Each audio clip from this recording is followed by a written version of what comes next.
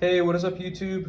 In this video, I'm going to show you guys how to install a chip in your Motronic 1.0 ECU. This ECU is found in 84 to 87, 325E, and 528E models equipped with the M20B27 engine.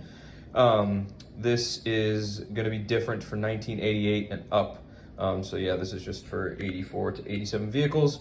First thing you want to do is flip this bad boy over to the back side. And you got 4 screws on the back, which I've already removed. 1, 2, 3, 4. Sometimes these back covers are stuck, so you want to carefully pry up on it. I've already done that on this one. You're gonna have 2 Phillips screws, one here, and then 2 flathead. One here, and then this rubber grommet in the middle just helps hold the board down to this tab here, so you just want to carefully remove that. I've already loosened these up, so it'll be easy to show you guys. Just remove that guy. I think I can get this one by hand. Laces out, Dan. These flatheads have foam washers, so make sure the foam is going down against the board. So on this side of the ECU, there's a ribbon cable, so you want to carefully lift up on this side. You probably shouldn't use a screwdriver, but if you're super careful, you can use a screwdriver, carefully lift it up so as to not disturb the ribbon cables. Put the screwdriver down, and then here you will see the Turner chip that I've already installed in here. That's what the ECU looks like opened up.